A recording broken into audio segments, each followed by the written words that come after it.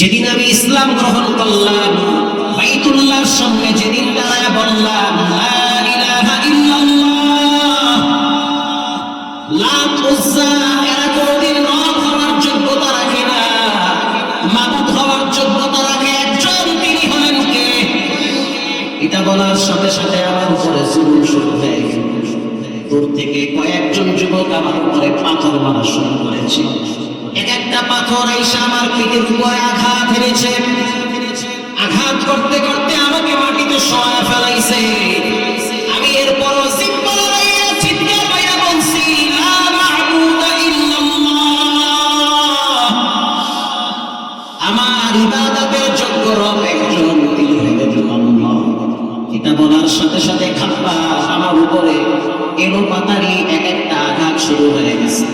আপনি আমার পিঠের দিকে তাকায় দেখেন, হযরত ওমর তাকায় দেখো পিঠের ভিতরে কালো কালো দাগ হয়ে গেছে। হযরত ওমর প্রশ্ন করলো, খাব্বাব তোমার পিঠে কি বসন্ত উঠছে, বসন্তের দাগ? বলে না, জীবনে বসন্ত হয় নাই। তাহলে এটা কিসের দাগ? খাব্বাব বলে, ওমর যখন আমার উপরে পাথর দিয়ে আঘাত করলো, তখন এই পাথরের আঘাতের চিহ্ন আমার পিঠে লেগে আছে। ওরে ওমর, আপনি আমার জিহ্বার দিকে তাকায় দেখেন আমার জিহ্বার ভিতরে কি আছে। হযরত ওমর রাদিয়াল্লাহু তাআলা আনহু খাব্বাবের জিহ্বার দিকে যখন তাকাইলো, তাকায় দেখো জিহ্বার ভিতরে ছিদ্র ছিদ্র হয়ে গেছে। প্রশ্ন করলো, খাব্বাব তোমার জিহ্বায় কেন ছিদ্র হইল? খাব্বাব রাদিয়াল্লাহু তাআলা আনহু বলে, ওমর আমি যখন জিহ্বা লড়াইয়া করছি লা রাজ্জাকা ইল্লাল্লাহ, আমার রিজিকের মালিক একজন, আওয়াজ দিয়া বলেন তিনি হলেন কে? এটা বলার সাথে সাথে মক্কার বেঈমানরা আমার জিহ্বার উপরে কাঁটা দিয়ে আঘাত শুরু করে দিয়েছে। আঘাত করতে করতে আমার জিহ্বাটা ছিদ্র ছিদ্র করে ফেলেছে। হযরত ওমর খাব্বাবকে জড়ায় ধরল, কপালে চুমা দিয়া বললেন, খাব্বাব শুনে নাও, কিয়ামতের ময়দানে জাহান্নামের আগুন থেকে নিজের শরীরকে বাঁচাইলা, আর রব্বুল আলামিনের দরবারে যখন তুমি দাঁড়াবা, তখন রব তোমাকে দেখে খুশি হয়ে যাবে। ওয়ামা আরসালনাকা ইল্লা রাহমাতাল লিল আলামিন,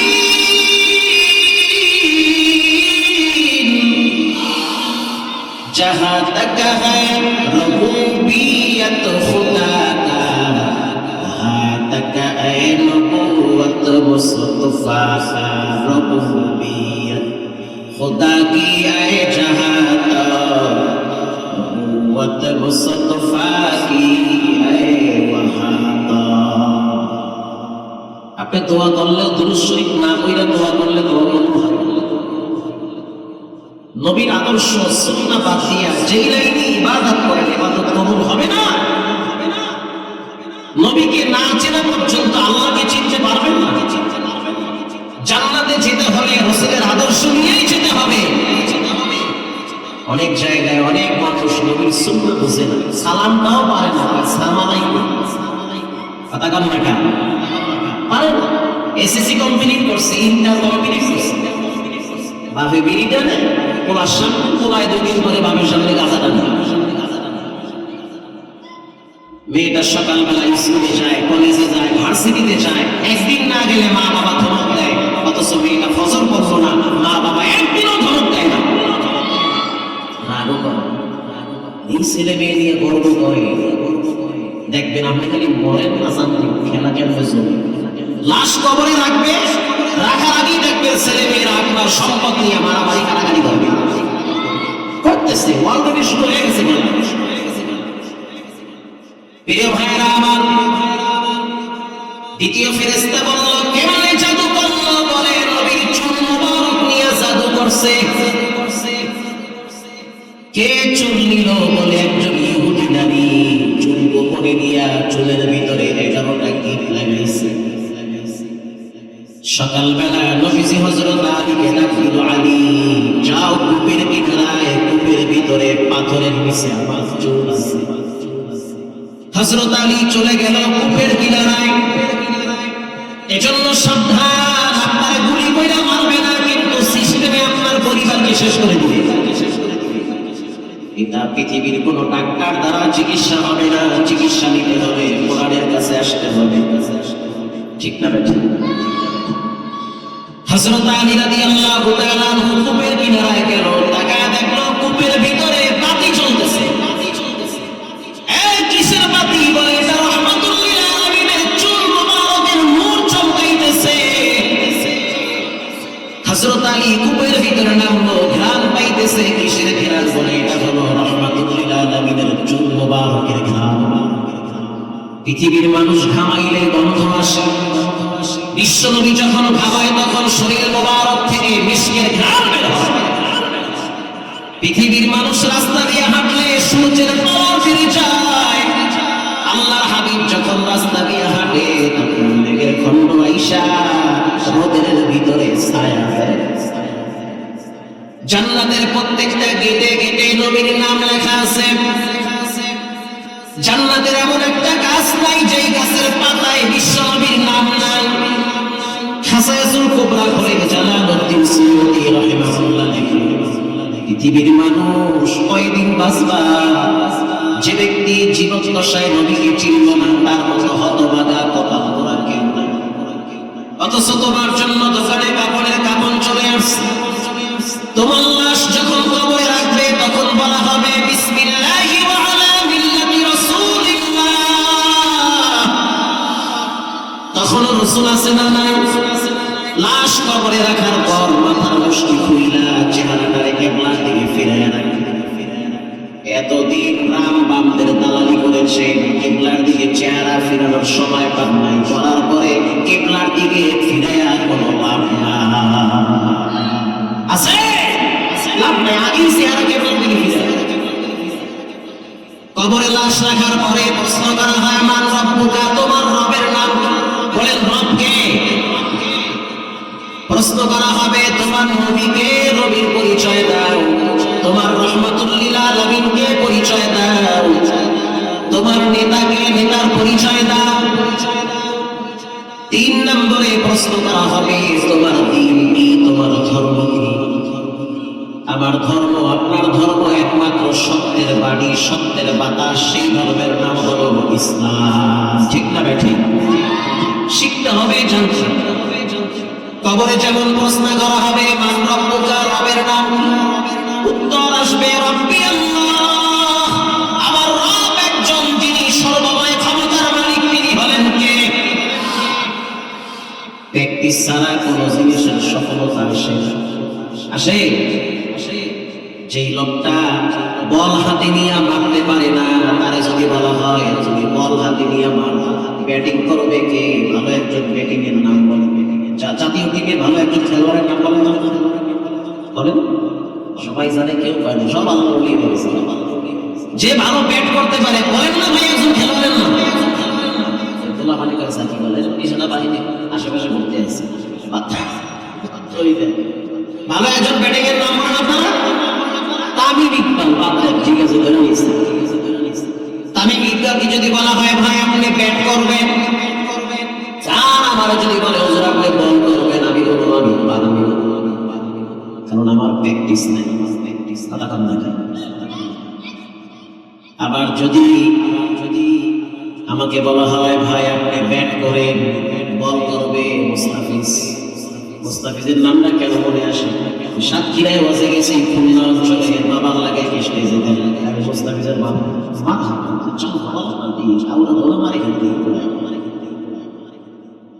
মুস্তাফিজকে যদি বলা হয় বল করো, আমারে যদি বলা হয় ব্যাট করো, আমি পারব না। ওই হাত দেখলি তো, বল দেখলি তো, আমি সেটা দিয়ে দেবো না। শীতের মধ্যে ওই যদি মাথায় পড়ে অত আলোচনা ছাড়াই ঠিক না ভাই? ঠিক, প্র্যাকটিস নেই। আবার যদি ভালো যে ব্যাট করতে পারে তাকে যদি বলা হয় ভাই আপনি পারবেন না, কম কি হুজুর চোখ বন্ধ করে মারো, দেখবেন ইন্ডিয়া গেছে। ঠিক না ভাই? ঠিক, প্র্যাকটিস আছে। এবার আমি যদি বলি মুস্তাফিজ তুমি আগামী শুক্রবার আমি যেখানে জুমা পড়াই পড়তেছি ঢাকা গ্রাম কেন্দ্র, জুমার দিন প্রায় 9 থেকে 10,000 মুসলিম হয়। আগামী শুক্রবার তুমি জুমার খুতবাটা দিয়ে দেবে, বলবে হুজুর মাফ চাই, দোয়া চাই, পারবো না। ঠিক না ভাই? কেন পারবা না? বলে আমার প্র্যাকটিস নাই। আবার আপনাকে যদি বলা হয় ভাই আপনি মহল্লার মসজিদে রমজান মাসে তারাবি পড়ানোর জন্য রেডি হন, আপনি বইলে ফেলাইবেন আমি দেখে পড়তে পারি মাগার মুখস্থ পারি না, দেখে পড়তে গেলেও তো মাঝে মাঝে দাঁত ছিঁড়ে যায়, ঠিক না ভাই? ঠিক আলো জল হয়ে যায় পারুন না। তারপরও যদি বলা হয় ভাই আগামীকাল ফজরের নামাজটা মহল্লার মসজিদে পড়াবেন, পিছনে ৫-৭ জন হাফেজ দাঁড়ায় থাকবে, আমনে ফজর হওয়ার আগে আরেক জায়গায় যাইবেন না। ভাইরা কেন পারবেন না? প্র্যাকটিস নাই, চর্চা নাই, যার কারণে আপনি পারবেন না। আবার যদি আমি বলি হাফেজ সালেহ রহমান মাহরিবকে, ও সন্তান রমজান মাসে তুমি দিনাজপুর নিউ টাউন মাদ্রাসায় খতমে তারাবি পড়াবা, পারবানি? সে বলবে হুজুর বলেন কি দিনাজপুর কেন আমার নিয়ে আসে? জাতীয় মসজিদ বাইতুল মুকাররমে যদি দাঁড় করায় দেন দেখায় দিবে তাকরীম কেমন মানের হাফেজ। কথা বল না। ৭২টা রাষ্ট্রকে পিছনে ফেলাইয়া কোরআন প্রতিযোগিতায় আমি প্রথম স্থান দখল করছি। যদি আপনি আমাকে বাইতুল্লাহ দাঁড় করায় দেন তারপরও দেখবেন তাকরীমের তেলাওয়াতের মান কত। তার মানে বোঝা গেল তার প্র্যাকটিস আছে, তোমার আমার প্র্যাকটিস নেই। যখন একটা লাশ কবরে রাখা হয় তখন প্রশ্ন করা হবে মান রব্বুকা, বলো বাবাজি তোমার রবের নাম কি? আপনি তো সহজে বলতে পারবেন না প্র্যাকটিস আগেই করা লাগছে। প্র্যাকটিসের জায়গা খেলোয়াড়ের প্র্যাকটিসের জায়গা আছে না? আছে তো। প্রত্যেকটা জিনিসের প্র্যাকটিসের নির্দিষ্ট কিছু জায়গা আছে। হ্যাঁ যুবক, রব নামের আওয়াজের প্র্যাকটিসের জায়গা হলো মসজিদ আর নামাজ। রব শব্দ বেশি উচ্চারণ করা হয় নামাজের মাধ্যমে। আসতে বলেন ঠিক না বেঠিক? যখন একটা মানুষ নামাজে দাঁড়ায় আলহামদুলিল্লাহি রাব্বিল আলামিন আওয়াজ দিয়ে বলেন রব আছে না নাই? রাব্বিল আলামিন। এই ওয়াজে ইয়া অনেকে বলে নির্বাচনের সময় দেখবেন মাঝা করতে এক কাপ বিড়ি, এক কাপ চা, দুইটা বিড়ি, পুরো এলাকা গরম বানাই। আর ওয়াজে বইলে কই সুবহানাল্লাহ, সুবহানাল্লাহ এই বাচ্চা বলেন সব ক্ষমতার মালিক কে? মাশাআল্লাহ। প্রিয় ভাইরা আমার, যখন একটা মানুষ সূরা কালাম শেষ কইরা রুকুতে যায় তখন একটা দোয়া করা হয় সুবহানা রাব্বিয়াল আযীম, বলেন রব আছে না নাই? এরপরে যখন আবার সোজা হইয়া দাঁড়ায়, দাঁড়াবার পর বলা হয় রব্বানা লাকাল হামদ, বলেন রব আছে না নাই? এরপরে যখন নিজের অস্তিত্ব আমিত্ব অহমিকা বিলীন করে দিয়ে সবচেয়ে দামি সম্পদ নাকাশ কপালে রবের কুদরতি কদমে ঠেকায়া দেয়, তখন মুখ থেকে আওয়াজ বের হয় সুবহানা রাব্বিয়াল আ'লা, বলেন এখানেও রব আছে না নাই? এখানেও। নামাজ শেষ হওয়ার পর আপনার মনে চায় একটু দোয়া করি, অসুবিধা আছে? দোয়া কি করবেন সেটা রব শিখিয়ে দিয়েছে, কারণ রব ভালো করে জানে বান্দা কবরে যাওয়ার পরে রব সম্পর্কে প্রশ্ন হবে। যখন মানুষ হাত তুলে তখন করে রব্বানা যালামনা আনফুসানা ওয়া ইল্লাম তাগফির লানা ওয়া তারহামনা লানাকুনান্না মিনাল খাসিরিন, বলেন রব আছে না নাই? এখানেও। এরপরে আপনার মনে চায় মায়ের জন্য দোয়া করবেন, বাবার জন্য দোয়া করবেন। 20 বছর আগে মায়ের কবরে রাখছেন, 30 বছর আগে মায়ের কবরে রাখছেন, নামাজ পড়ার পরে মনটা নরম হয়ে গেছে, মায়ের কথাটা হঠাৎ মনে পড়ে গেছে। আল্লাহ দোয়া শিখিয়ে দেয়, ও বান্দা জিহ্বা লড়াইয়া পড়ো রব্বিরহামহুমা কামা রাব্বায়ানি সগীরা। ভাইরা আওয়াজ দিয়ে পড়ে রব শব্দ আছে না নাই? এখানেও রব। প্র্যাকটিস ছাড়া, চর্চা ছাড়া কোনো জিনিসের অর্জন হয় না। বর্তমান সময়ে মানুষ তো নামাজ পড়ে কিন্তু বেশিরভাগ মানুষের নামাজ ঠিক মতো হয় না। মুরব্বী দেখছি নামাজে হাত চাইদা ঘড়ির দিকে তাকায় থাকে। অনেকে আছে 3 ঘন্টা চায়ের দোকানে ধৈর্যের সহিত বসে থাকতে পারে, মসজিদে গেলে 10 মিনিট থেকে মাজা ব্যথা হয়ে যায়, মেজাজ নরম হয়ে যায়। আবার জুমার দিন দেখবেন কিছু মুসল্লি ধৈর্যের সহিত জুমা আদায় করে। যেই মসজিদে তাবারুক নাই সেই মসজিদের মুসল্লিরা সুন্নত পড়ে না। যদি দেখে তাবারুক আছে দেখবেন সুন্নত পড়ে, নফল পড়ে, আবার মিষ্টি মসজিদা ফিরিয়ে আজান করে। এজন্য সাবধান, নামাজ পড়তে হবে একজনকে রাজি খুশির জন্য। তিনি হলেন কে? ভূমিকম্পে ধাক্কা মারলে মানুষ মসজিদে দৌড় মারে। বিমান যখন চলে হালকা যদি বেকা হয়ে যায়, বিমানের ভিতরে পশ্চিম খুঁজে, লঞ্চের ভিতরে তাস খেলায়, লুডো খেলায়, ক্যারাম বোর্ড খেলায়। ওই নামাজে আসেন কয় না, যার নামাজ হেদারে। ঠিক কথাই কইছে, যার ফিরে হেদারে। যখন রাত 3টার সময় দেখি চাঁদপুর মোহনায় তুফানের বাড়িতে লঞ্চ একবার টাইমে যায়, আবার বাড়ি যায়, তখন দেখি তাস খেলেন না পার্টি উপরে গিয়ে হুজুর পশ্চিম কোন দিকে কথা কর না কেন? আর বাড়ি মরার পর না হেদারে আছে। এই যে কয়েকদিন আগে শুক্রবারে ঢাকা শহরে ভূমিকম্পে ধাক্কা পড়ছে, বিশ্বাস করেন বাংলাদেশের ইতিহাসে এই 2-1 বছরের ভিতরে এই শুক্রবারে যেই পরিমাণ মুসল্লি হয়েছে, এত মুসল্লি অন্য জুমার দিন হয় না। যেই লোকটা নামাজ পড়ে না, হেও মসজিদের কোনায় গিয়ে কয়, মালিক তুমি ছাড়া আমার কেউ নাই। বিপদ যখন কাইটা যায় তখন বলে, মালিক তোমার লাগে একটু মজা করছি। ঠিক না বেঠিক? আমগো বাড়ি কুয়াকাটা সাগরের কিনারায়, একেবারে সমুদ্রের পাড়ে। ঢাকার থেকে 2 বন্ধু বেড়াইতে গেছে নানি বাড়িতে। এরা ঢাকায় থাকে, গ্রামে গিয়ে মনে করছে চমৎকার নদী, নদী পার হইয়া ওপার গেলে একটু বিনোদন করা যাবে। নদীর পানি ছিল ঠান্ডা, স্রোত তেমন ছিল না। বিশাল এক নদী পার হইতে লাগে আধা ঘন্টা নৌকা নিয়ে। 2 বন্ধু পরামর্শ করলো, এখন বাজে 3টা, নৌকা একটা ভাড়া। আমরা 2 জনে কেমনে নিব? লগে আরেক বন্ধু গ্রামে আসছে বেড়াইতে, হেঁটেও ফেলতেছে, তুইও আয়। 3 জনে মিলে নৌকা ভাড়া কইলাম, পার যাবো। আমার ভাষা বুঝেন? এবার 3 বন্ধু নৌকা ভাড়া নিয়ে যাইতে আছে নদীর মাঝখান দিয়া। কিছু দূর যাওয়ার পরে বুঝতে পারলো স্রোত শুরু হয়ে গেছে। এতক্ষণ স্থির ছিল পানি, এখন নদীর পানি ডাইন থেকে বামে যাইতেছে। কথা কি বুঝেন? কিন্তু এখন সামনে আগের মতো আর নৌকা যায় না। স্রোত বাড়লে কি নৌকা সামনে বেশি আগায়? নৌকা যাবে বরাবর, কিন্তু স্রোতের তাপ এত বেশি, নৌকা এখন যায় সাগরের দিকে। বলেন মরার ডর বাড়ছে না কমছে? এত তার বাড়ে তাও নদীর মাঝখান পার হইতে পারে না। এদিকে মোবাইলের দিকে তাকায় দেখলো নেটওয়ার্ক হ্যাং হয়ে গেছে। কাউরে যে ফোন দিয়ে বলবে বিপদে পড়ছি, ডলার পাঠাও অথবা একটা জাহাজ পাঠাও, নৌকা পাঠাও, কিন্তু নেটওয়ার্কেও তার পায় না। 3 বন্ধু মহা বিপদে পড়ছে। 3 জনে চিন্তা করলো কি করা যায়।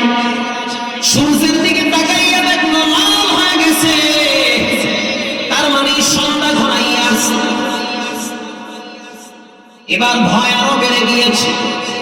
এমন বাড়া বাড়লো, 3 জনে বুদ্ধি করলো কি করা যায়। বলে কিচ্ছু করাই মনে, কিচ্ছু কি করবো? এই নিঃসন্দেহে একটু পরেই হযরত আলীর সাথে আমাদের সাক্ষাৎ হয়ে যাবে। আচ্ছা একটা কাজ করি, জীবনের শেষ নামাজটা পড়ি। কথা কি বুঝেন? মইরা গেলে কার লাগে দেখা হইবে? আল্লাহর লাগে, ফেরেশতাগো লাগে। আল্লাহর সাথে দেখা হওয়ার পর আল্লাহ কি বলবে? আরেকজনে কয় আল্লাহ বলবে নামাজের হিসাব দাও। কারণ জুমার দিন হুজুর শুনছি কিয়ামতের ময়দানে সর্বপ্রথম কিসের হিসাব হবে? নামাজ। অতএব 3 বন্ধু একসাথে জামাতের সহিত ওয়ার নামাজটা পড়ল।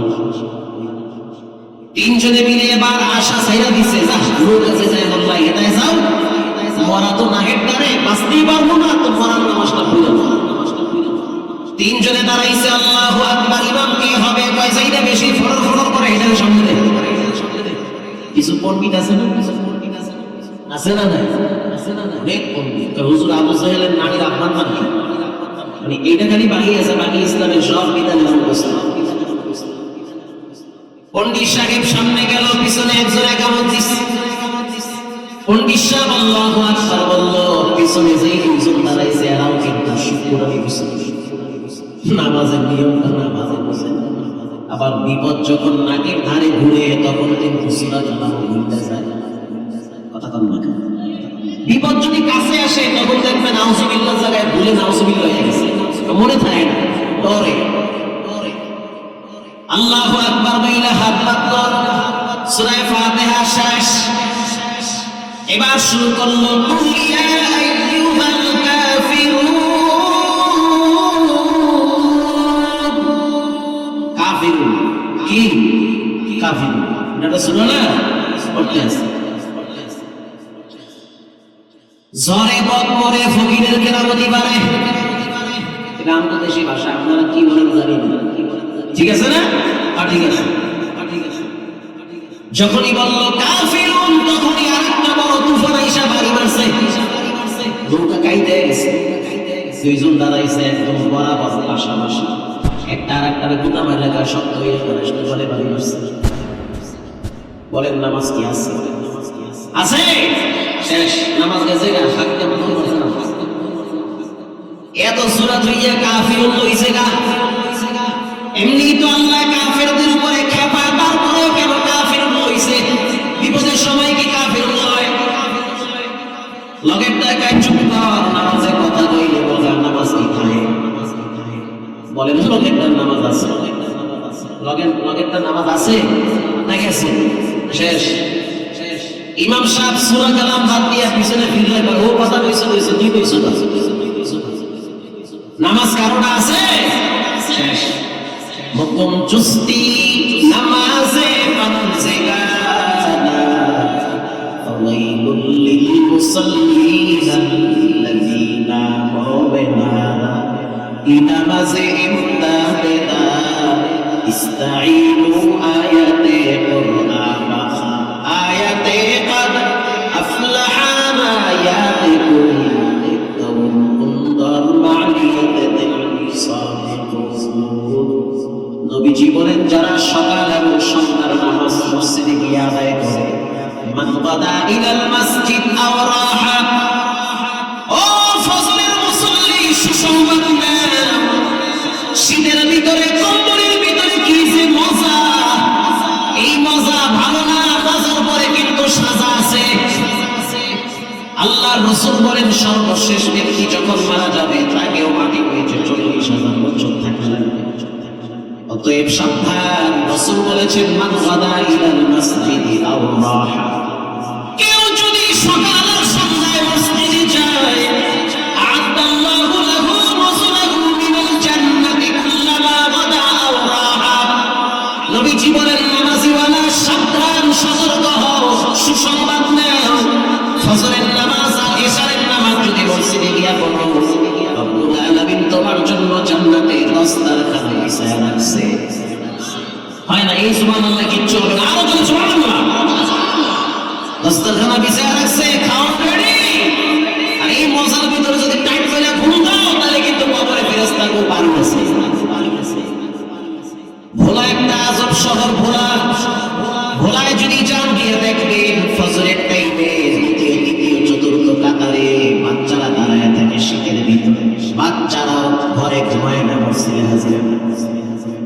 ভোলায় যদি আপনি কোনোদিন যান দেখবেন আযানের পর পরই প্রথম দ্বিতীয় কাতার যুবকদের দখলে থাকে। মারহাবা, টনটনা যুবক দেখি ফজরের টাইমে ইমামের পিছনে দাঁড়ায় রয়েছে, শীত আর কম্বল আর বিদেশি দামি চাদর সব ফালায়া রবের কুদরতি কদমে সিজদায় ঢুকে পড়ে। ইমামরে প্রশ্ন করলাম, হুজুর কেমনে বাজার বিলাইছেন, এই পরিবেশ কেমনে কায়েম হয়ে গেল? মাহফিল কমিটির সভাপতি হাজী সাহেব, আল্লাহওয়ালা মানুষ, আমি জিজ্ঞেস করলাম হাজী সাহেব কেমনে বাজার বিলি? বলে হুজুর আমরা একটা ফজরের কমিটি গঠন করছি। এই কমিটি হইল, এদের কাজ হইল ফজরের টাইমে যে ঘরে যুবকরা থাকে, যে ঘরের পুরুষ মসজিদে আসতে পারে কিন্তু আসে না, তাদের ঘরে গিয়ে আমরা খোঁজ খবর নিই। আল্লাহু আকবার। কেউ যদি ফজরের টাইমে না আসে তাহলে তার বাড়ির সামনে দাঁড়াইয়া ডাক দেয়, ও ভাই সাহেব ফজরের টাইমে কেন আসলেন না? অথচ ফজরের টাইমে রব্বুল আলামিন বরকতি রিজিক বন্টন করে দেন। ফজরের বাতাস মুমিনের জন্য নিয়ামত, মুনাফিকের জন্য বিষের মতো লাগে। অতএব ফজরে কেন আসলেন না খবর নেই।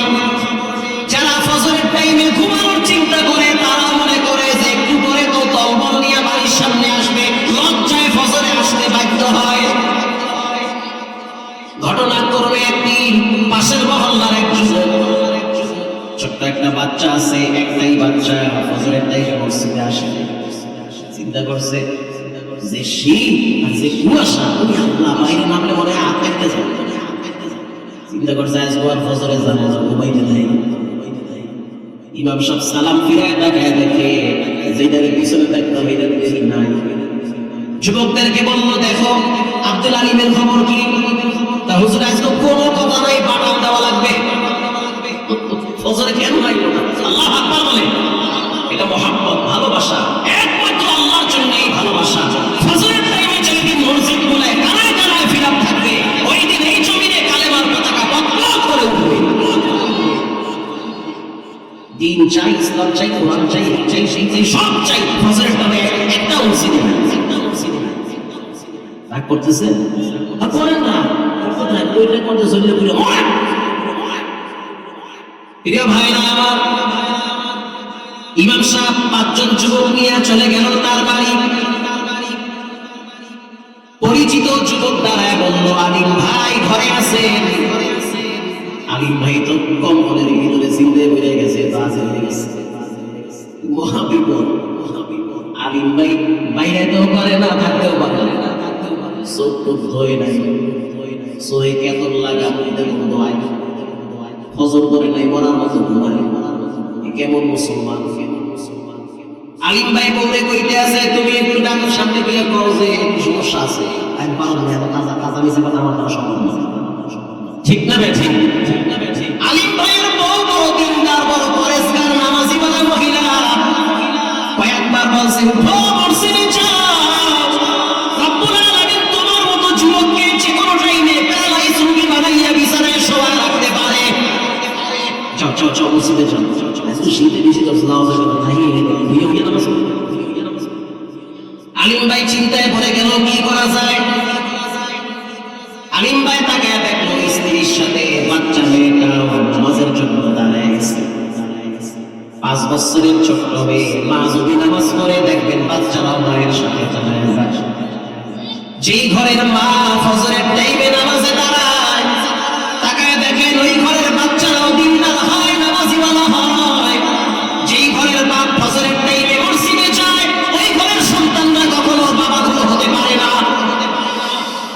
ফজরের টাইমে যখন দেখলো যে মসজিদ থেকে মুসল্লিরা হাজির হয়ে গেছে, আলিম ভাই বাচ্চা মেয়েটাকে বলতে আছে, তুমি গিয়ে বলো আব্বাই ঘরে নাই। আব্বাই কই নাই? কথা বুঝেন না, কই নাই, ঘরে নাই। বাচ্চা গিয়ে বলে, হুজুর হুজুর কি আব্বাই কইছে, আব্বাই ঘরে নাই। কি ঝামেলা বাড়ছে না কমছে? বাচ্চা মানুষ তো ওরে যা শিখায় তাই শেখে। আকেলারা পেশা খামোশি হুয়া, পেশায়ে জাহেল ফরামোশি হুয়া। সন্তানরা মা বাবার জন্য নিয়ামত, আবার সন্তান মা বাবার জন্য গজবের কারণ হয়।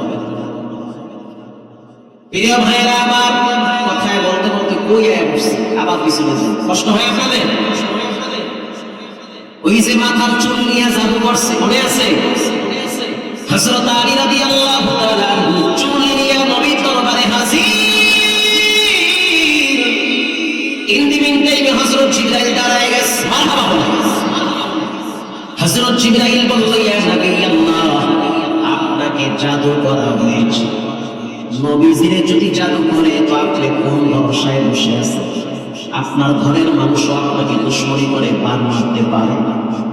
এজন্য দোয়া কালাম তুমি না শরীরটারে সবসময় গরম করে রাখবে। হযরত জিবরাইল বলল, হুজুর আপনার জন্য ঔষধ নিয়ে আসছি। কোরআন হলো ঔষধ। আল্লাহ নিজে বলেন, وَنُنَزِّلُ مِنَ الْقُرْآنِ مَا هُوَ شِفَاءٌ وَرَحْمَةٌ لِّلْمُؤْمِنِينَ।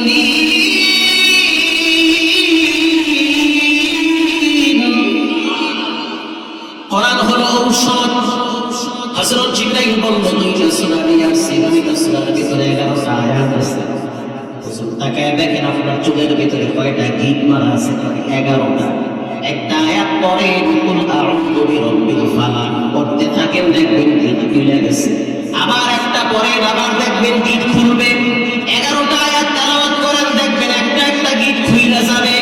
আপনার উম্মতদেরকে জানাইয়া দেন, তারা যদি সূরা নাস ফালাক প্রতিদিন তেলাওয়াত করে, জাদু ব্ল্যাক ম্যাজিক আর হিংসুদের আক্রমণ থেকে আল্লাহ হেফাজত করবে। এরকম একটি দামি সূরা, সূরার নাম হলো সূরা নিসা। এই সূরা নিসার ভিতরে রব্বুল আলামিন বলেন, ওয়া'বুদুল্লাহ, আল্লাহর ইবাদত করো, ওয়া বিল ওয়ালিদাইনি ইহসানা, আল্লাহর ইবাদত করতে গিয়ে শিরক করা যাবে না, মা বাবার সাথে বেয়াদবি করা যাবে না। আল্লাহু আকবার বলেন।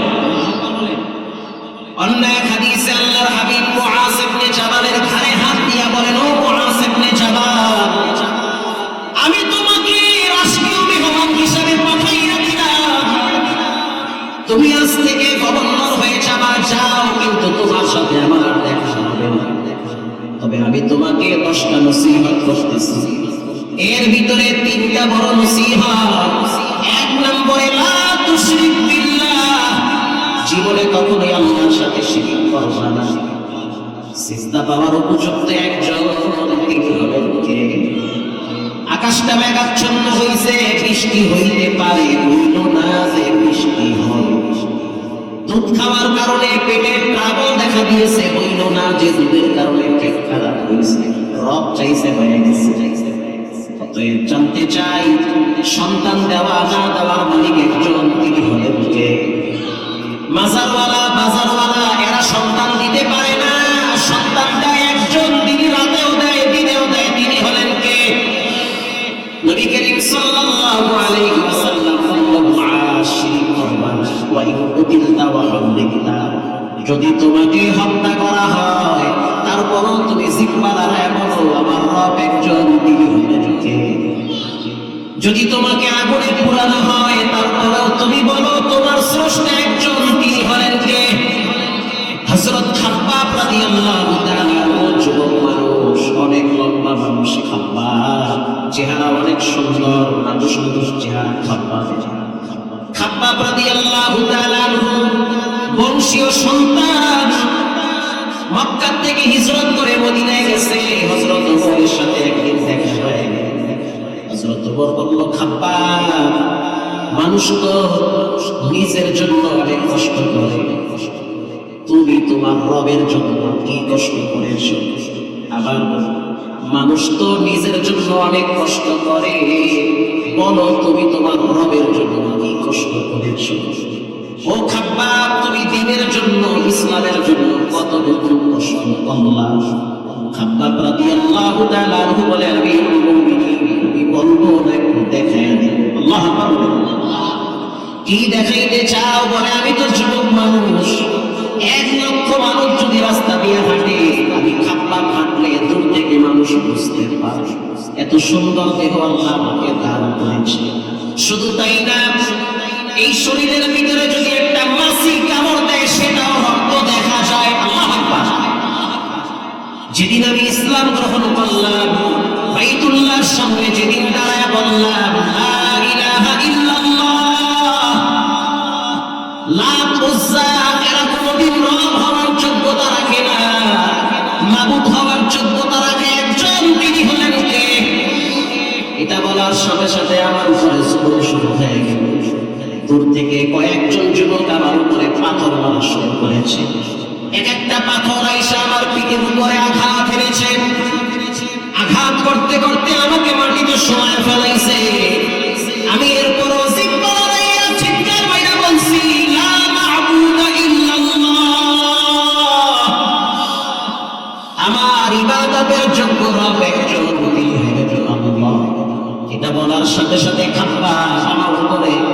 এলো পাতারি এক একটা আঘাত শুরু হয়ে গেছে। আপনি আমার পিঠের দিকে তাকায় দেখেন, হযরত ওমর তাকায় দেখলো পিঠের ভিতরে কালো কালো দাগ হয়ে গেছে। হযরত ওমর প্রশ্ন করলো, খাব্বাব তোমার পিঠে কি বসন্ত উঠছে, বসন্তের দাগ? বলে না, জীবনে বসন্ত হয় নাই। তাহলে কিসের দাগ? খাব্বাব বলে, ওমর যখন আমার উপরে পাথর দিয়ে আঘাত করলো তখন এই পাথরের আঘাতের চিহ্ন আমার পিঠে লেগে আছে। ওরে ওমর, আপনি আমার জিহ্বার দিকে তাকায় দেখেন আমার জিহ্বার ভিতরে কি আছে। হযরত ওমর রাদিয়াল্লাহু তাআলা আনহু খাব্বাবের জিহ্বার দিকে যখন তাকাইলো, তাকায় দেখলো জিহ্বার ভিতরে ছিদ্র ছিদ্র হয়ে গেছে। প্রশ্ন করলো, খাব্বাব তোমার জিহ্বায় কেন ছিদ্র হইল? খাব্বাব রাদিয়াল্লাহু তাআলা আনহু বলে, ওমর আমি যখন জিহ্বা লড়াইয়া করছি, লা রাজ্জাকা ইল্লাল্লাহ, আমার রিজিকের মালিক একজন, আওয়াজ দিয়ে বলেন তিনি হলেন কে?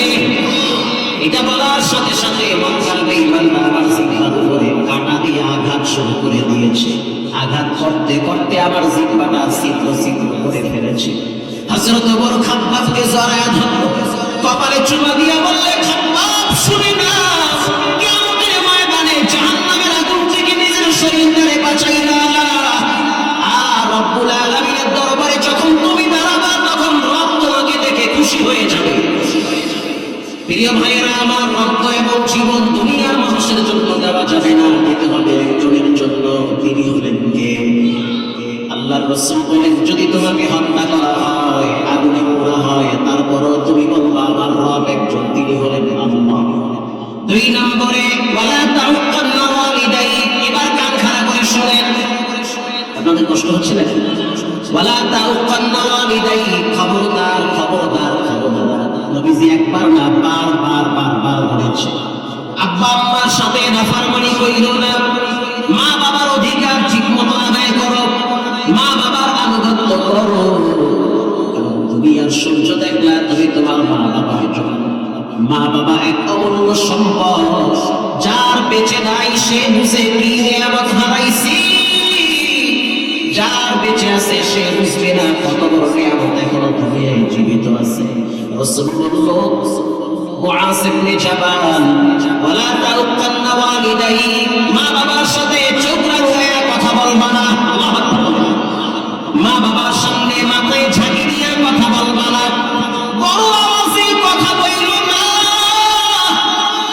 শব্দ ভাষায় কথা বইলো না। তোমার মায়ের সামনে দাঁড়াইয়া এমন একটা দিন ছিল যেই দিন তুমি হাঁটতে পারতা না, তোমার মা তোমার হাত ধইরা হাঁটাইতো। এমন একটা সময় ছিল যেদিন তোমার পকেটে টাকা ছিল না, তোমার মায়ের প্রতি বেচার টাকা তোমার পকেটে আসছে। এমন একটা সময় ছিল যখন তোমার কান্নার আওয়াজ তোমার মা ছাড়া কেউ শুনতো না। আল্লাহ বলেন, পৃথিবীর মানুষ তুমি যখন তোমার মায়ের পেটে ছিলা তখন পা দিয়ে লাথি মারছো, হাত দিয়ে ঘুষা মারছো, মাথা দিয়ে আঘাত করেছো, কষ্টের পর কষ্ট তোমার মা তোমার জন্য সহ্য করেছে, ঠিক না বেঠিক? আল্লাহ বলেন, খবরদার সেই মায়ের সাথে বেয়াদবি করবে না। রাসূল বলেন, মুআয তুমি তো আজ থেকে গভর্নর হয়ে যাবা, প্রেসিডেন্ট হয়ে যাবা, মন্ত্রী হয়ে যাবা। খবরদার যতদিন তোমার দেহে প্রাণ থাকবে কখনোই তুমি তোমার মায়ের সাথে নাফরমানি করবা না। মা ভক্ত সন্তান, খবরদার মায়ের সাথে নাফরমানি কইরেন না। আজ থেকে প্রায় 7-8 বছর আগের কথা, তখন আমি দক্ষিণ অঞ্চলে মাহফিল বেশি করতাম। সেতু পার হওয়ার পর একটা এলাকা আছে, নাম বললে সবাই চিনবেন, নাম বলে চিনবেন। সেই এলাকার ছোট্ট একটা মাহফিলে বয়ান করার জন্য গেলাম। 200-300 লোক হবে, খুব বড় একটা মাহফিল, দোয়ার অনুষ্ঠান। মহল্লায় যাওয়ার পরে মাহফিলের 2 ঘন্টা আগে আমি স্থানে পৌঁছায় গেছি। এলাকার ইমাম সাহেব যুবকরা বলতে আছে, হুজুর জীবনে তো অনেক মানুষের কবর জিয়ারত করেছেন, আমাদের এই মসজিদের পাশে একটা কবর আছে। এই কবরটা 4 জন হাফেজের মায়ের কবর। 4টা সন্তান কোরআনের হাফেজ, তাদের মায়ের কবর। অনেক আলেমরা দূর থেকে আইসা কবরের পাশে দাঁড়াইয়া জিয়ারত করে। আমি যুবকদেরকে নিয়ে কবরের কিনারায় দাঁড়াইলাম, মনে হইতেছে কে যেন কলিজার ভিতরে পাখা দিয়া বাতাস করতেছে। আল্লাহ ওয়ালা নেককার মানুষের কবরের পাশে দাঁড়াইলে আপনার অশান্ত দিনটা শান্ত হয়ে যাবে। নেককার আল্লাহওয়ালা দিনদার পরেশগারের কবরের পাশে মাঝে মাঝে দাঁড়াবে, এটা দাঁড়ানো ভালো। দোয়া করবে, লম্বা সময় দাঁড়ায় জিয়ারত করলাম, সূরা ফাতিহা পড়লাম, ইখলাস করলাম, এরপরে ওদেরকে নিয়ে দোয়া করলাম, রুমে আসলাম। ইমাম সাহেব বলল, হুজুর এই মহিলাটার 4টা ছেলে ছিল, 4টাই কোরআনের হাফেজ। জীবনে অনেক কষ্ট করেছে, ধৈর্য ধরেছে, রক্ত পানি করছে এই মহিলা। 4টা সন্তান দুনিয়াতে আসার পর তার স্বামী দুনিয়া থেকে বিদায় হয়ে গেছে, সংগ্রামের জিন্দেগি শুরু হয়ে গেছে। এরকম অনেক নারী আছে নীরবে একা একা যুদ্ধ করে ফ্যামিলি ঠিক রাখার জন্য। কেউ দেখে না, দেখেন একজন তিনি হলেন কে, যাদের ঘরে 2-3টা বাচ্চা রেখে বাবাই কবরে যায়, ওই ঘরের বিবি বুঝে সংসারটা ঠিক রাখা কত কঠিন।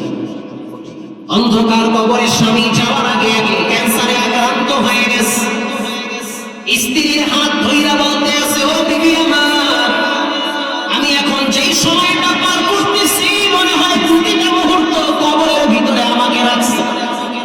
ক্যান্সারের রোগী অসহনীয় যন্ত্রণা শুরু হয়ে গেছে, দুনিয়ার লোভ লালসা, বেঁচে থাকার শক্তি আমি পুরোটাই হারিয়ে ফেলেছি। এলাকার মা বোনেরা, যুবক ভাইয়েরা, মুরব্বী বাবারা দিলের কান লাগায় শোনে, দুনিয়া কিছুই না, কিচ্ছু না। আজকে বেঁচে আছেন, কালকে নাও থাকতে পারেন। এই যে রংপুরে পরশুদিন দেখলাম মাওলানা রুহুল আমিন সাহেব একটা বাচ্চা কোলে নিয়ে দাঁড়ায় দাঁড়ায় কাঁদতেছে। ও মাওলানা, কার বাচ্চা? বলে এই বাচ্চার মা ভুল অ্যাক্সিডেন্টে মরে গেছে। ছোট্ট বাচ্চা বুঝে না যে আমার আব্বা নাই, যদি বুঝতো তাহলে চোখের পানি ঝরতো। ছোট্ট বাচ্চারাই খাবার কবরে গেছে, মা অসুস্থ হয়ে বিছানায় পড়ে গেছে। মহল্লায় যত মানুষ জানাজা করার জন্য আছে, সবার চোখে পানি। কার হায়াত কখন ফুরিয়ে যায় জানে একজন, তিনি হলেন কে। মৃত্যুর সময় নাই, টাইম নাই, যে কোনো সময় আখিরাতের ভিসা চলে আসতে পারে। ইমাম সাহেব বলল, হুজুর আমি তো মহল্লায় ইমামতি করি 24 বছর, ছোট বয়সে আমি ইমামতি দিছি, এখন আমার দাড়ি পাইকে গেছে। এই মহল্লার প্রত্যেকটা ঘরের খবর আমি জানি, মহল্লার ছোট বাচ্চা থেকে বৃদ্ধ পর্যন্ত আমাকে মহব্বত করে ভালোবাসে। ইন্তেকালের আগে এই মহিলাটা স্বামী মহিলার হাত ধরে বলল, ও বিবি আমার এই 4টা সন্তান তোমার কাছে আমানত রাখো, আমি আখিরাতের যাত্রী হইতেছি, হয়তো আবার যাওয়ার সময় চলে আসছে। আমার এই 4টা সন্তানকে কোরআনের হাফেজ বানাবা। যদি এদের মেধা ভালো থাকে, যদি মেধাটা দুর্বল হয় তাহলে হাফেজ বানানোর দরকার নেই, আলিম বানায় দাও।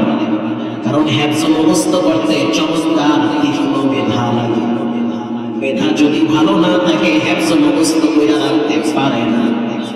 এরপরে স্বামী কবরে চলে গেল, সন্তান 4টাকে মাদ্রাসায় ভর্তি করলো, টাকা পয়সা যা ছিল আস্তে আস্তে শেষ হয়ে গেল।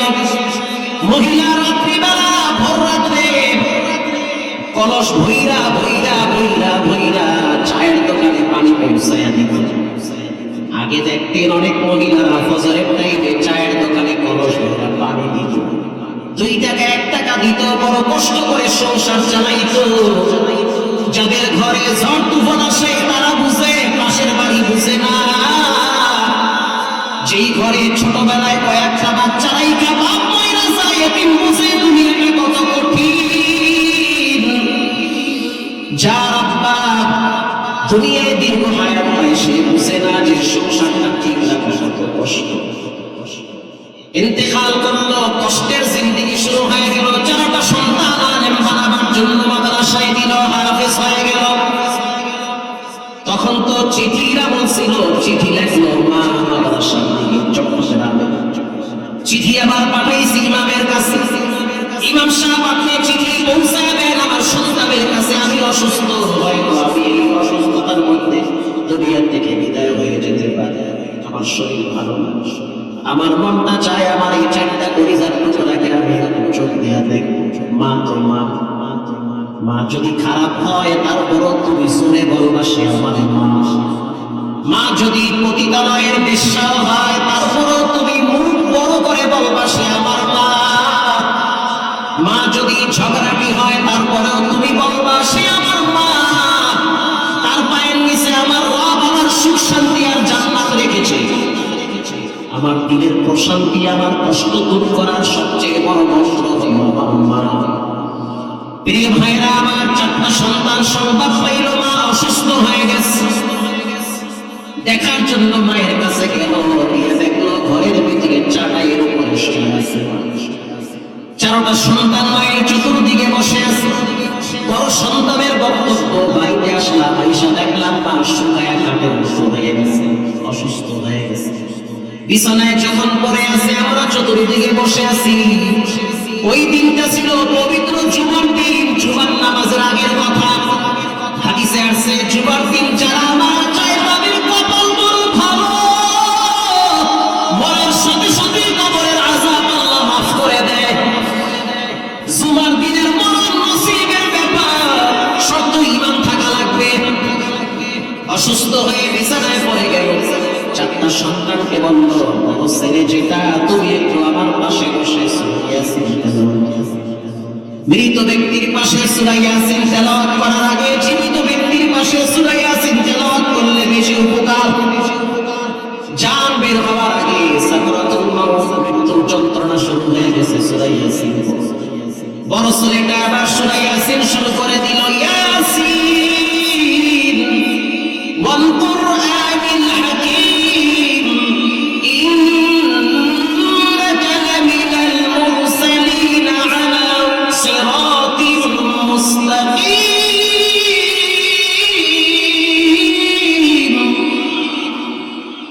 চমৎকার ভাবে যখন তেলাওয়াত করলো, মা বলল, বড় ছেলে থামো, আমি চাইবো যে মেজো ছেলেটা সূরা মুলক তেলাওয়াত করে। মেজো ছেলেটা এবার সূরা মুলক তেলাওয়াত শুরু করে দিল। আল্লাহর রাসূল বলেন, যে মানুষটা সূরা মুলক তেলাওয়াত করে তার কবরের আযাব মাফ হয়ে যায়। মেজো ছেলে সূরা মুলক তেলাওয়াত করে দিল, তাবারাকাল্লাযী বিয়াদিহিল মুলক ওয়া হুয়া আলা কুল্লি শাইইন কাদির। মেজো ছেলে তুমি এবার তেলাওয়াত করো সূরা তাহা। কেউ যদি সূরা তাহা তেলাওয়াত করে তার মৃত্যুর যন্ত্রণা লাঘব হয়, সহজ হয়ে যায়। মা এটা ছোট বই দিয়া পড়িরা বুঝতে পারছে, কারণ যেই মহিলার 4টা ছেলে পেটে রাখছে, ছেলে 4টা যদি হাফেজ হয়, এ তো নরমাল কোনো বেহায়া মহিলা না। এবার ছোট ছেলেটা পায়ের কিনারায় বৈশা বৈশা চোখের পানি ছেড়ে কান্না আর পায় না। কিছুদিন আগে বাবারে হারাইছি, এখন তুমি দেখতেছি আবার কেমন জীব করো। মা বলতে আছে, ও সন্তান, কুল্লু নাফসিন যায়িকাতুল মাউত, যার ভিতরে জান আছে তার কিন্তু মরণ আছে। আমার আগে তোমরা তো মৃত্যুবরণ করতে পারতাম। মা এবার বড় ছেলেটাকে বলল, তুমি বড়, বাবার ভূমিকা তোমাকে পালন করা লাগবে। এই 3টা ছেলেকে তোমাকে দেখা লাগবে, মা বাবার আদর তোমাকে দেওয়া লাগবে বড় সন্তান। কারণ বড় ভাইয়ের শরীর থেকে বাবার ঘ্রাণ পাওয়া যায়। কখনোই বড় ভাইয়ের সাথে বেয়াদবি কইরো না, কারণ সে বড় কষ্ট করে ছোট ভাইদেরকে বড় ভাই। বাবাই যদি না থাকে, বড় ভাই লেখাপড়া করে, কেন বন্ধ করলা বলে আমি যদি লেখাপড়া করি তাহলে ছোট ভাইদেরকে পড়াইতে পারবো না, এমন ভাই আমি অনেক দেখছি। ঢাকা শহরে গিয়া রিক্সা চালায়, অটো চালায়, এই কষ্ট কইরা ছোট ভাইদেরকে রাস্তার বানায় জজ বানায়। ওই ছোট ভাইগুলা বড় ভাইয়ের টাকায় শিক্ষিত হওয়ার পর এক সময় বড় ভাইকে ভুলে যায়, বড় ভাইয়ের খোঁজ খবর নেয় না। বড় ভাই অসুস্থ হয়ে গেলে দেখার জন্য বড় ভাইয়ের কাছে যায়। ঈদের দিন বড় ভাইয়ের বাচ্চাগুলা চোখের পানি ছেড়ে কান্দে আর কয়, বাবা আমার তো আজকে নতুন জামা নাই। তখন ওই বড় ভাইটা দরজা জানলা লাগাইয়া বাচ্চাগুলারে বুকের সাথে লাগাইয়া বলে, আমরা বড় গরিব। এক সময় আমার টাকা ছিল, ক্ষমতা ছিল, সব ছিল, সব আমি সংসারের পিছনে ব্যয় করেছি, তুমি বড় হয়ে গেছি। ও ছোট ভাই, কখনোই বড় ভাইকে অকৃতজ্ঞ হবা না, বড় ভাইয়ের প্রতি দুশ্মনী করবা না, কারণ বাবার দায়িত্ব বড় ভাই বেশি পালন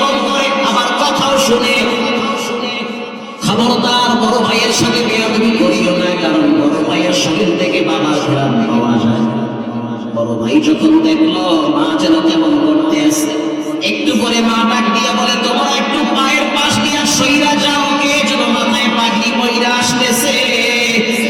বড় ভাই বুঝতে পারলো মৃত্যু যন্ত্রণায় যে ব্যক্তি বিছানায় পড়ে তার সামনে তো আজরাইল দাঁড়ায়। এ তো সাধারণ মানুষ না, মালাকুল মউত তাতানাজ্জালু আলাইহিমুল মালাইকা। রব্বুল আলামিন বলেন, যখন একটা মানুষ মুমূর্ষ অবস্থায় বিছানায় পড়ে যায় তখন তার সামনে ফেরেশতারা দাঁড়ায়। যদি নেককার হয়, আল্লাহওয়ালা হয়, তখন বলে লা খাউফুন, কোনো ভয় নাই, ওয়ালা হুম ইয়াহজানুনা ফিল আখিরাহ, টেনশন নাই। এই মহিলা কালেমা পড়তে পড়তে বিদায় হয়ে গেছে, কবরের যাত্রী হয়ে গেছে। লাশ গোসল করানো হইল, জানাজা পড়ানোর জন্য কে দাঁড়ায় যাবে সামনে? এলাকার অনেক বড় বড় হুজুর সামনে আসলো, সবাই বলল মায়ের জানাজা পড়ছে, তাই তাহাজ্জুদের মুসাল্লায় দাঁড়ায় আছে।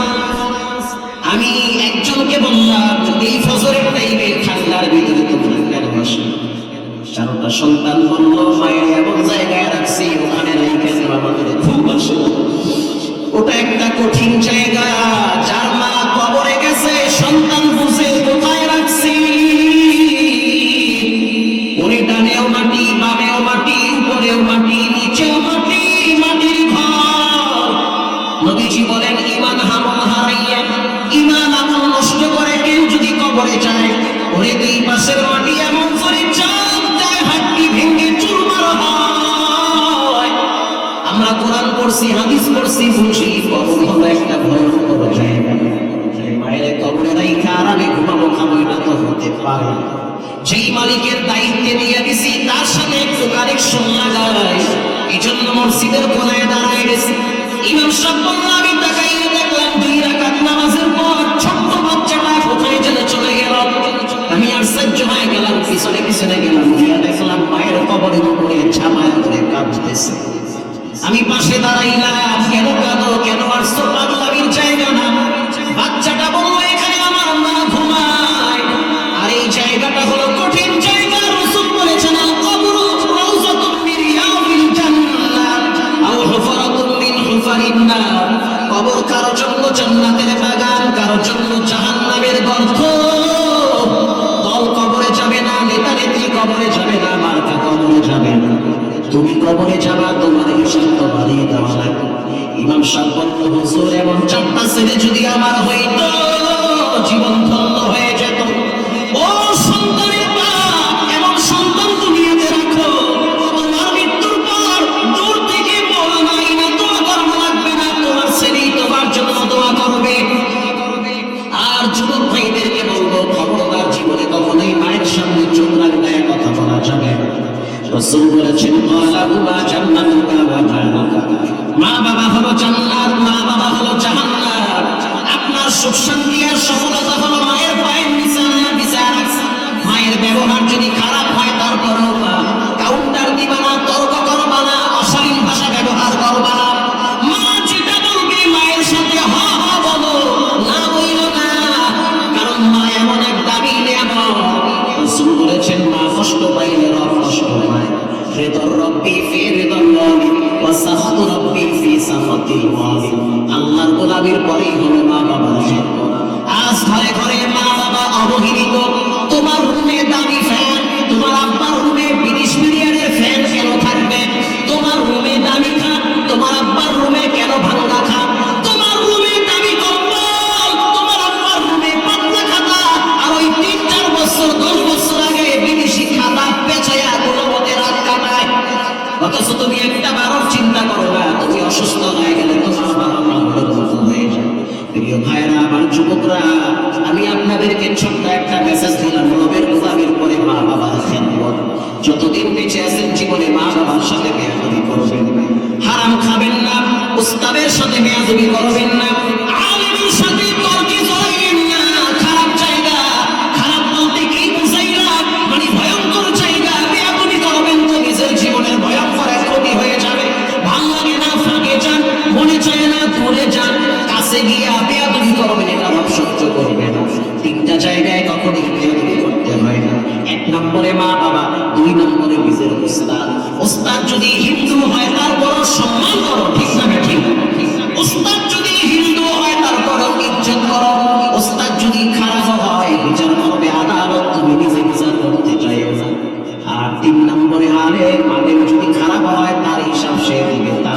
খেয়ানত করবে, তুমি করতে যাইও না।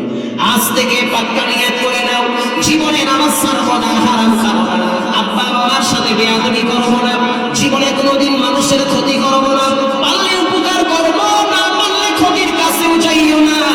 দিলটা যদি ভালো থাকে তওবার নিয়ে দুইটা হাত আল্লাহকে দেখা দাও। নারায়ে তাকবীর। আয় আল্লাহ, হাতগুলার দিকে একটু তাকায়া দেখেন, জীবনে একবার বাইতুল্লাহর কালো গিলাফের সাথে লাগাইয়া দেন, জীবনে একবার নবীর রওজার পাশে দাঁড়ায় সালাম দেওয়ার তৌফিক দেন, জীবনে একবার মক্কা মদিনার খেলান নেওয়ার তৌফিক দেন। চিৎকার মেরে বলেন আমিন।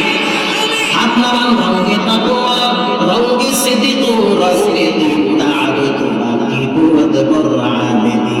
এখানে মা ভক্ত সন্তান আছে অনেক, আমি 5 জন লোক চাই হুজুর, আমি এই মাহফিলটার জন্য 1000 টাকা দিব, ঠকবেন না ইনশাআল্লাহ।